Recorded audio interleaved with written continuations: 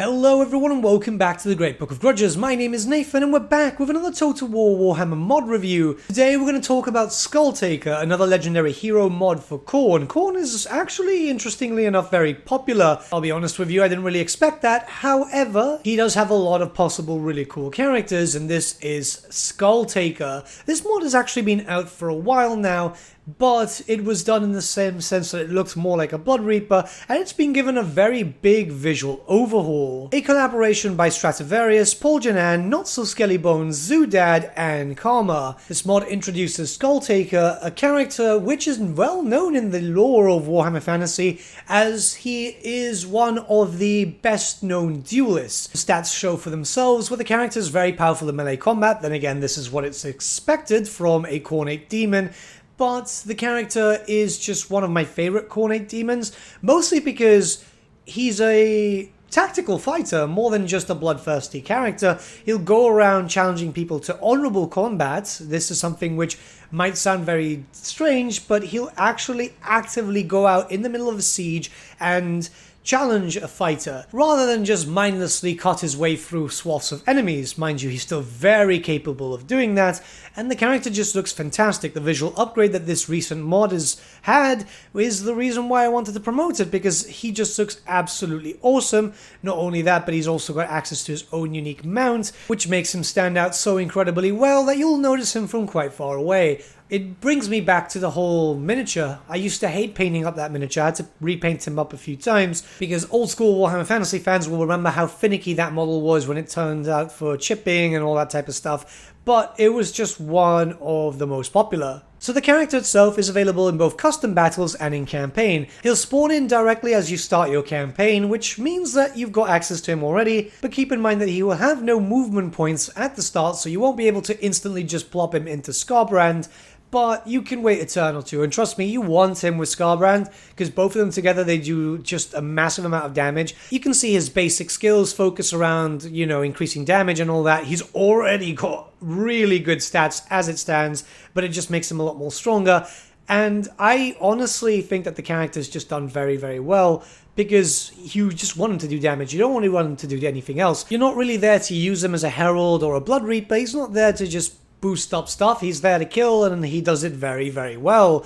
Then when you start getting into his unique stuff, that's where you get some really cool bonuses. It's stuff like increasing damage when enemies are under siege, as that's how he's kind of well known in the lore. The majority of stuff is literally just focusing on his battle capabilities, and again, it's just because he does it very well, and he should be able to do it very well. You'll unlock his mount automatically, and it very much depends on what you want to use it for. The stats don't really change too much when you get the mount, because he's already so strong. And generally, I like him on both mounts and foot. It just depends on the situation. Overall, the character is just fantastic, and if you use all the other legendary hero mods for Khorne, well, you've got a lot of fun to have. And now, showing him off in a battle, so I've got a lot of just footmen here, mostly because I've got Skulltaker on foot too, and I kind of think that it fits best with him. So, a lot of Bloodletters, a few Chaos Warriors, a little bit of mounted troops just to kind of have a little bit of support, but in general, it's just to throw myself in. I think the character works out really well here. So I've got a lot of Nurgle units there. There's just the faction that I like to bully with these types of showcases. Now, you do have a area of effect spell, ability, which increases your spell resistance, which is quite good considering that they will try to spell leech as much as possible. Mind you, you're still very highly resistant to it, mostly because, Khorne, but Skulltaker having that is just very, very useful. And really, I'm just throwing my troops into the fight, so it's going to take a while for them to get there, and just let them do their thing. The great thing about Khorne is it's just smash right in. Now, I wanted to test out the capabilities of Skulltaker in duel. The problem is, and this is more of an AI thing, the AI just tries to actively avoid me throughout the whole battle, which is super weird, and well, it becomes a bit of an issue when getting bogged into units where your characters will start ignoring the targets to just go for units that they're fighting against in that area. It's a very weird thing, but that's been an issue with Total War Warhammer since Warhammer 1. Now, we do know that Creative Assembly are trying to fix that when it comes to how fighting works and so on. I think that's coming out in patch 1.3, so it should change some stuff around, but let's hope for the best, because we do notice that the Herald of Nurgle on the Palanquin just wants to focus on my Blood Furnace out of everything. You'd think it would try to bog down Skulltaker, because Skulltaker's doing a lot of damage. But yeah, overall, I think that the character works out very well. I've used him in a campaign. It's been rather interesting to see him because he does so much damage. He was pretty good at just taking out Catherine on her bear, Kostaltin too. And you might think, well, you've got Scarbrand for that. But I actually had Scarbrand up in Cafe because I turned off the rifts and I wanted to just see how fast I could take over the map. And I was taking Skulltaker down to deal with Kislev, because Kislev does get a little bit order-tidy by itself. It does generally take over quite a lot of territory. So having Skulltaker around, pretty much just taking out heroes by himself, was pretty cool. I obviously had to buff him up as much as possible as I was going deeper and deeper into the Empire. The campaign itself was being run in Legendary very hard.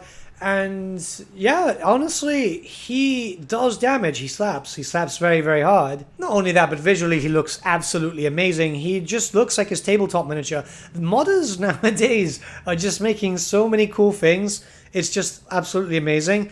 But I honestly would recommend this mod. I know some people are going through a bit of a Khorne fatigue, but keep in mind that modders are working on Khorne, I guess, because they find it the most interesting.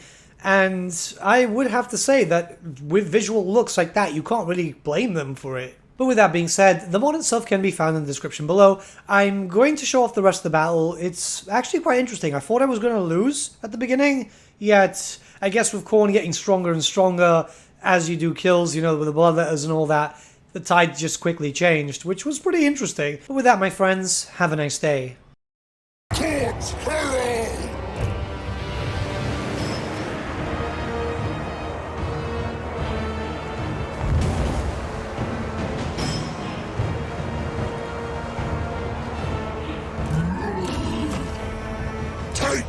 Skulls!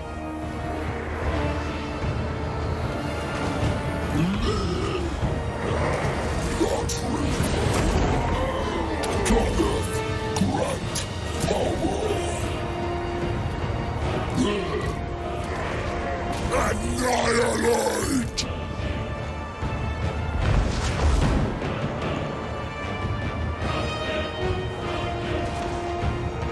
Slaves to darkness!